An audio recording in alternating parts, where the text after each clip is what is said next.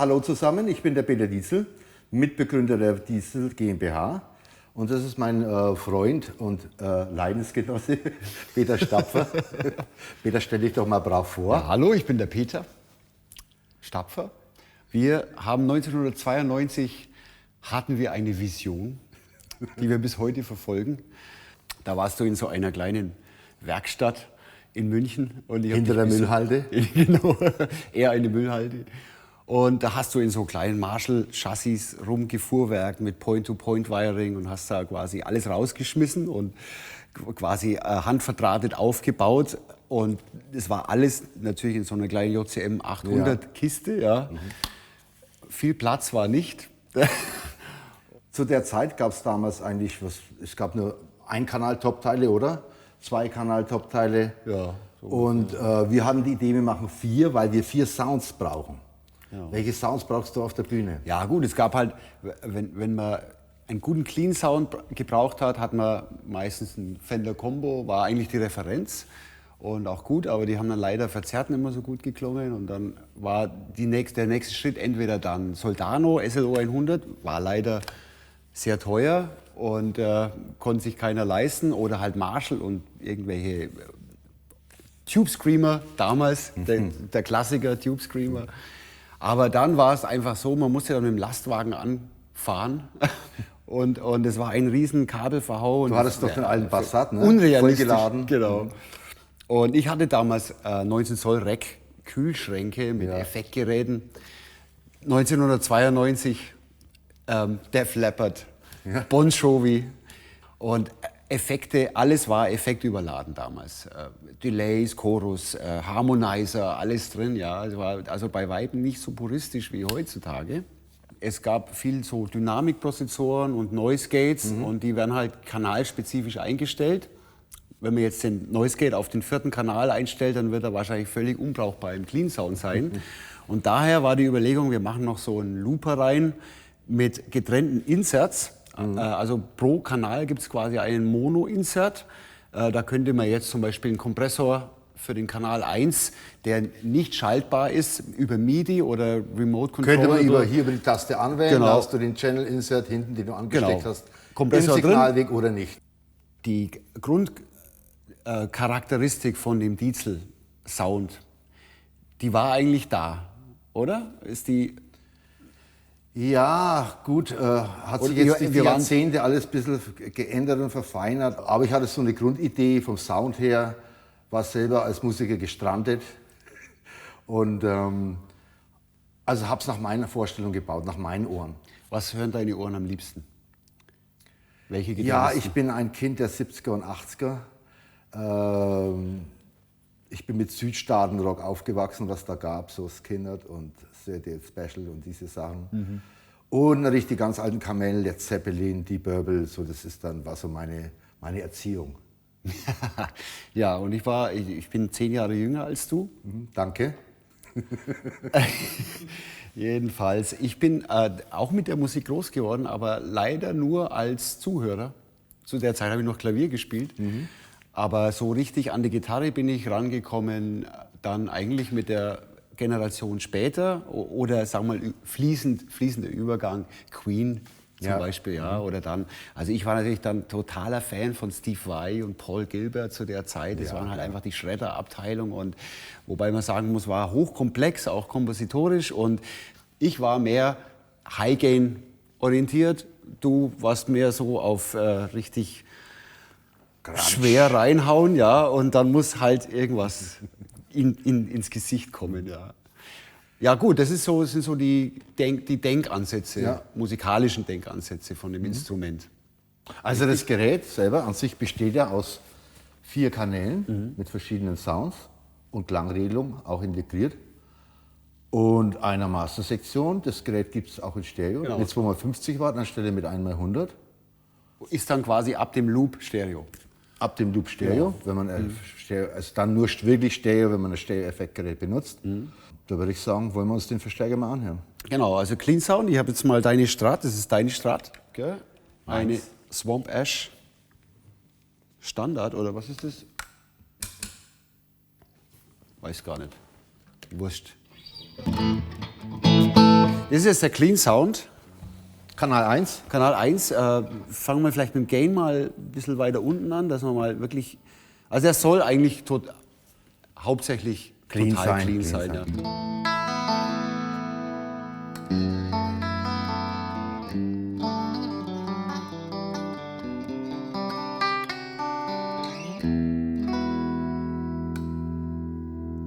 Wenn du jetzt den Gain hochfährst, dann zerrt das schon ein bisschen an. Ja? Bisschen, ja. Ja.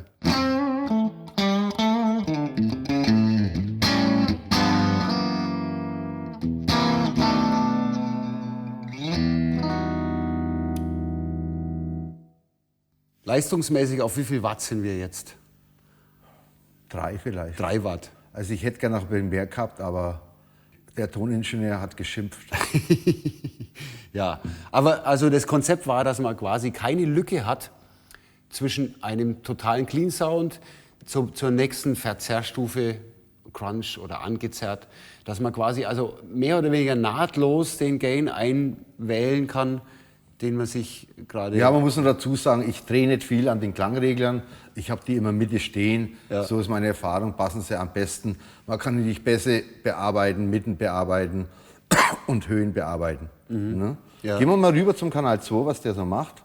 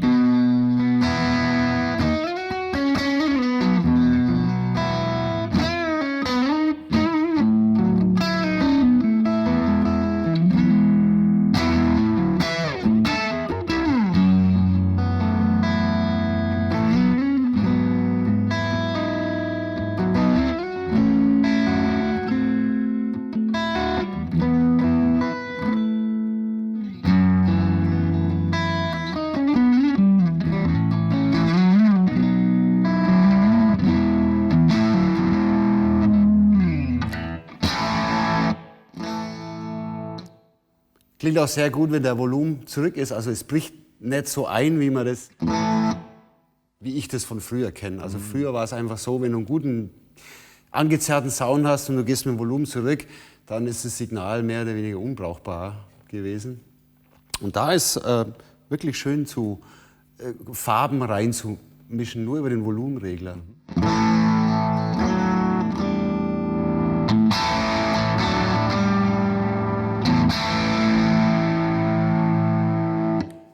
Dreh doch mal den Gain ein bisschen nach oben noch. Also auf Vollanschlag, dass wir mal wissen, wie weit der Gain geht.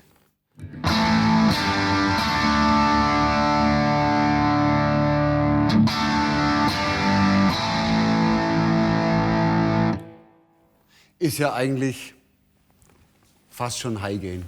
Nehmen wir mal eine andere Gitarre. Ja, genau. Die Paula. Was für ein Modell ist das, Peter? Ich glaube Modell 2010 Mit Original-Pickups. und bezahlt. Bezahlt.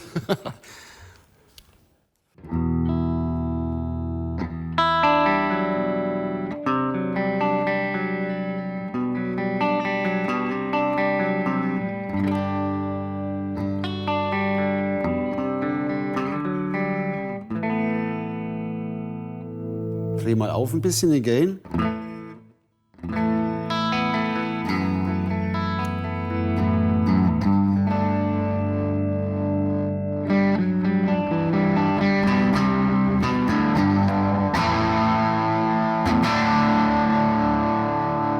Jetzt zweiter Kanal jetzt.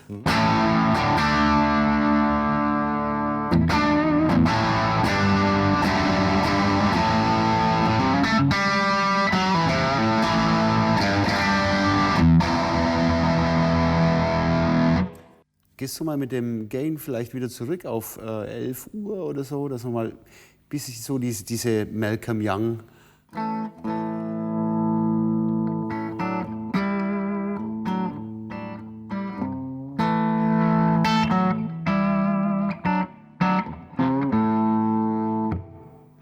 Der Gain ist jetzt auf 9 Uhr gewesen. Wenn du jetzt mal vielleicht auf 2 Uhr gehst und ich mache mal hier den auf 5, genau.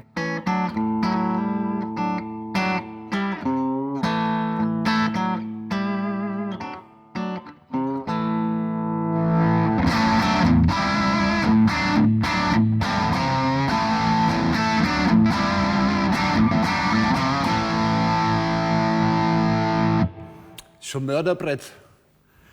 Okay, wollen wir mal zu 3? Okay. Das ist so der Kanal, der ist jetzt, sagen wir mal, der bevorzugte Adam Jones-Kanal. Nimmt zwar den zweiten auch, hat er uns mal erzählt, ja. James Hetfield. Ja, es gibt ja Leute, die kaufen sich die 4-Kanal-Amp und nehmen dann 20 Jahre plus den 3. Kanal ohne MIDI. Ja, da haben sich schon viel beschwert bei mir. Ich habe dann gesagt, ich soll die anderen 3 verkaufen. Ja, gut, der hat sich etabliert, der ganze MIDI, die ganzen Features, auch dieser Channel Insert, das wird von vielen gar nicht genutzt, weil die eben nur auf diesen 3. Kanal stehen, was ja für den 3. Kanal spricht im Endeffekt. Live hat er natürlich viel mehr Optionen und der 3. Kanal, der setzt quasi hier im Crunch-Bereich an wieder. Ja. Ja.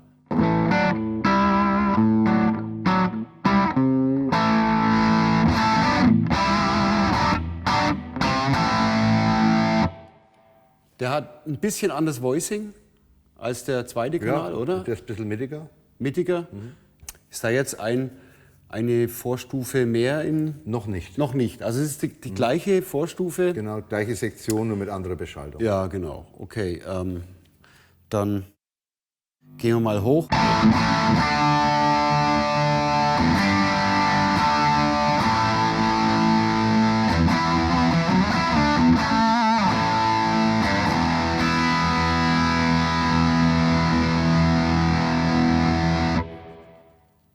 Cool ist auch, dass der wirklich steht und nicht abreißt. Wir gehen jetzt mal vielleicht auf Drop D runter.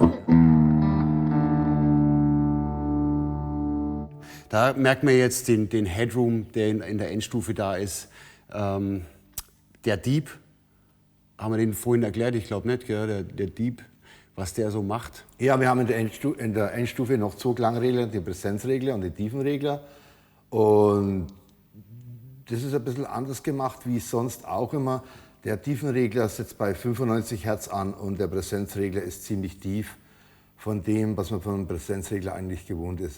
95 Hertz ist ungefähr die Resonanzfrequenz von den meisten. Wo sie sich 12 lieben, der Zollern. Ausgangsübertrager und der Lautsprecher. Genau, da fangen die an, Liebe zu machen. Da kann man auch dann mal jetzt, wenn du da während dem Spiel mal hin und her drehst, sehen, Ja. wie der eigentlich greift. Ich mache mal nur so Palm Achtung, Mutes. Andi.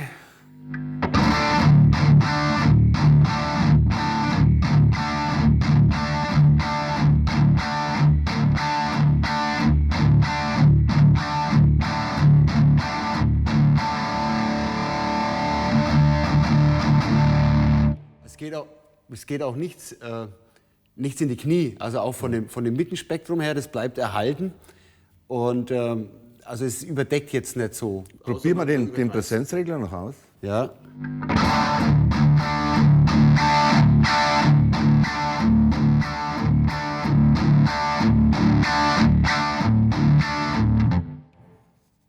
Wo würdest du sagen, sitzt der frequenzmäßig? 2,5 Kilohertz Nach oben. nach oben offen. Offen. Wie nennt man das im Fachbegriff? Kuhschwanz. Kuhschwanz. Ich dachte, Kuhschwanz ist Stimmt so. das, Andi? Nee, Shelf. Shelf. Kuhschwanz. Kuhschwanz ist eigentlich so. Wenn er nach oben offen ist, ist es ein Shelf. Shelf ist nach oben offen, ist Kuhschwanz. Sicher? Auf Bayerisch, der Kuhschwanz. Kuhschwanz. Ein Kuhschwanz. Gut, jetzt zurück zur Historie. Der 3. Kanal ist eigentlich der Kanal gewesen, der sich in den USA schnell etabliert hat. Unser erster Kunde damals war Adam Jones. Diesem Adam Jones haben wir eigentlich viel zu verdanken. Sehr viel. Weil der hat einen ganz festen, eingeschworenen Fankreis, auch Tool, die Band, ja, extremst treue große Fangemeinde. Und plötzlich war der Nachfrage nach dem Produkt. Vorher hat es ja eigentlich relativ wenig interessiert, was wir da so rumbasteln. Ja. Plötzlich da irgendwie war die DVD von St. Anger und hinten ist der VR4. Hatfield, wir sind aus allen Wolken gefallen, glaube ich. Ja. Also es war jetzt nicht so, dass wir da irgendwas geplant haben, dass wir da jetzt unbedingt was rein. Die haben den für sich entdeckt, ja, und alle sind eigentlich am Kanal 3 hängen geblieben. Ja. Ich habe jetzt mal hier auf Drop die gemacht. Wie ist der Anschlag? Ja, genau. Straff.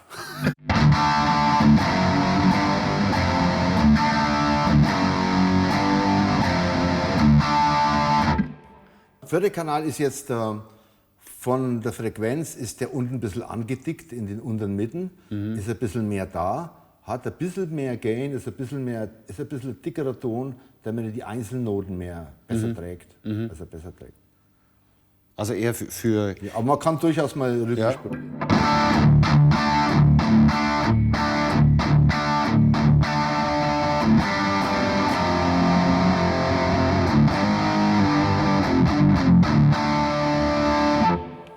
Und natürlich, man kann ihn aufdrehen.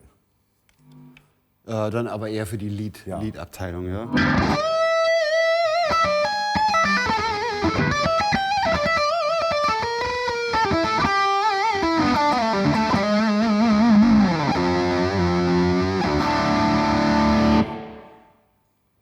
Auch gut, die Hals-Pick-up-Sachen, die tragen dann schön, ja.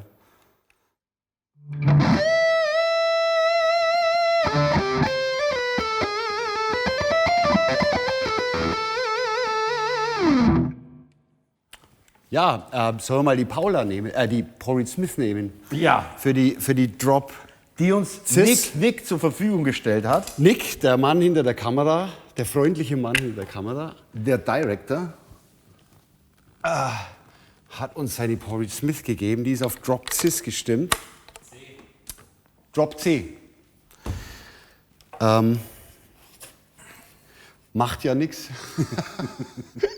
Und dann vielleicht mal wieder den dritten. Also den Sound, der ist eigentlich, den hört man sehr oft. Probier mal.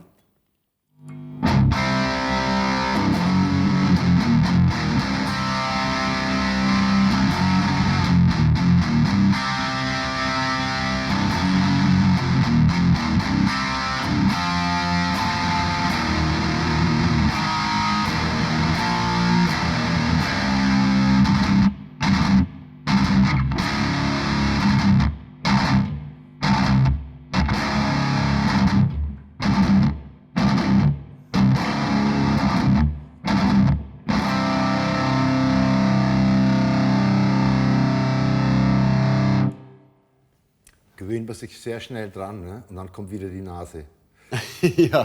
ja, also das Ohr lügt immer. Da haben wir jeden Tag damit zu kämpfen. Ich kann ja mal dem Publikum erzählen, wie das bei uns manchmal abläuft.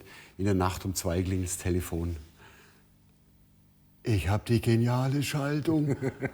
Und dann wird da eine Stunde philosophiert, ja, und du erklärst mir dann, dass der C7 jetzt anders ist. Jetzt doch anders ist. Ja, und dann am nächsten Morgen ist es dann so, ich erzähle es dann allen, die es wissen wollen und so. Also wir machen.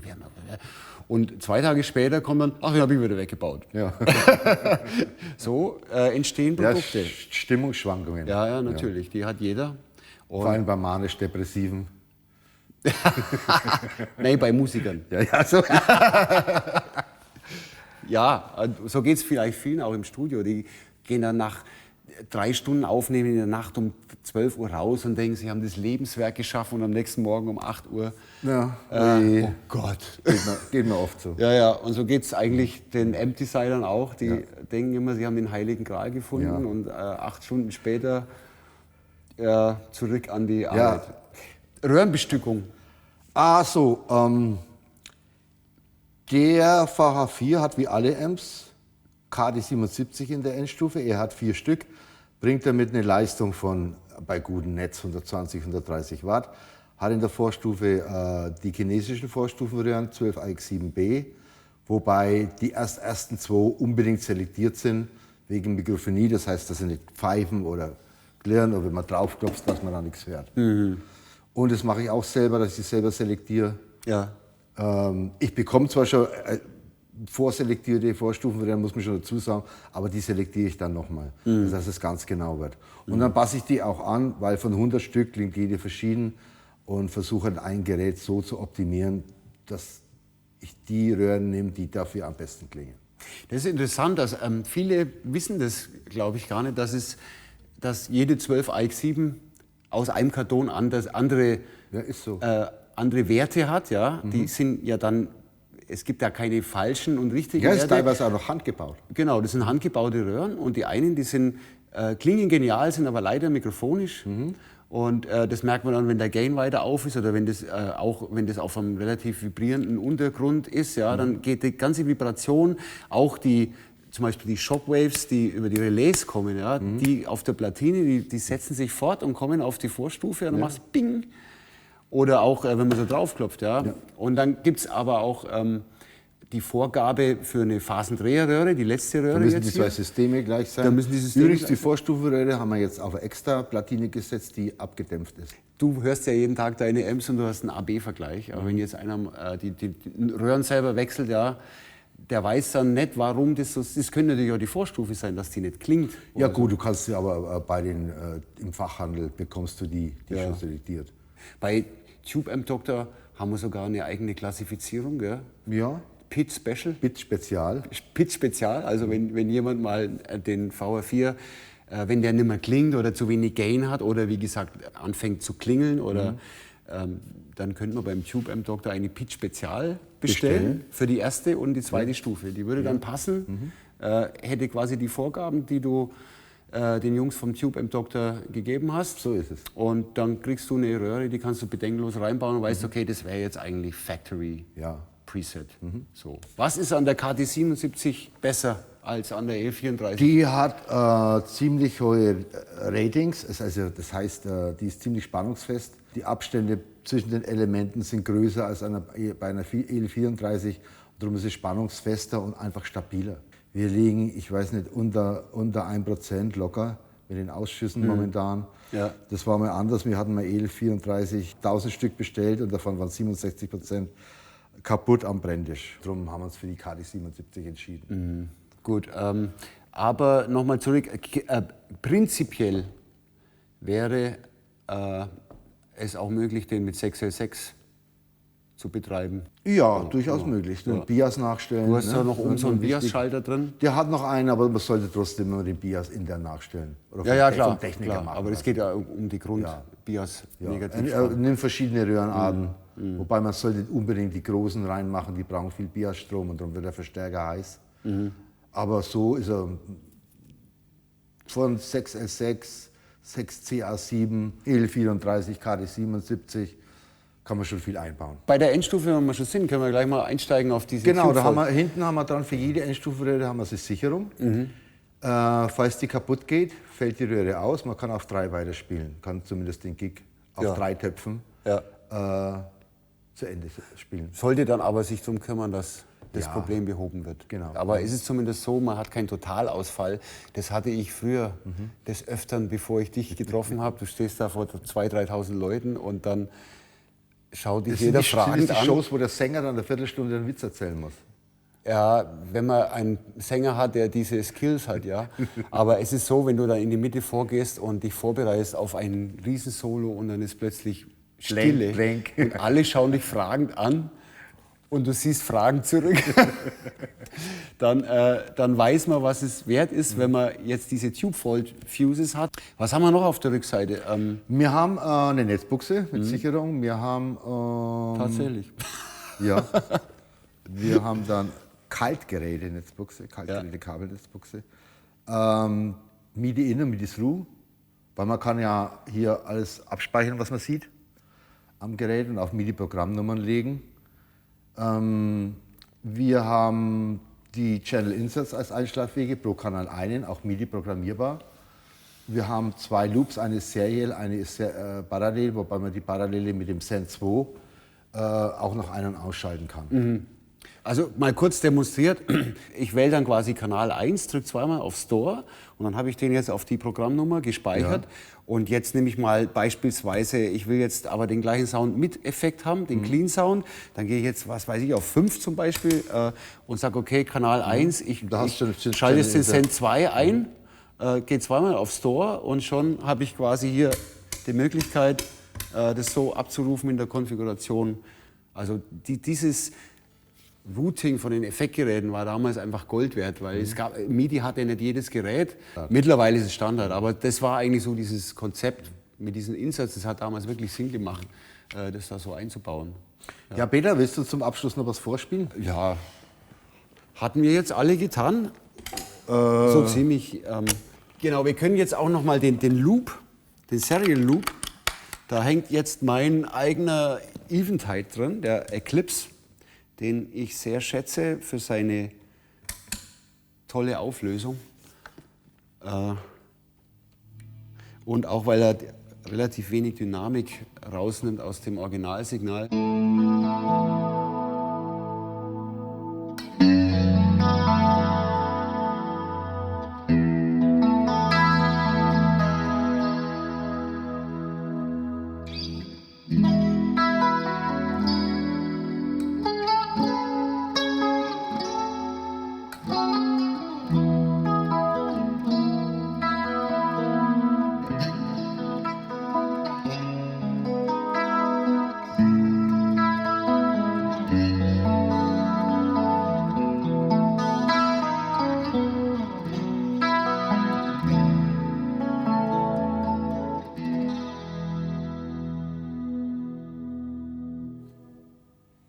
Tja, wie sind wir erreichbar, Peter? Ja, unsere Webseite ist www.dietzelamplification.com und schaut mal vorbei auf der Webseite, tut sich immer wieder mal was.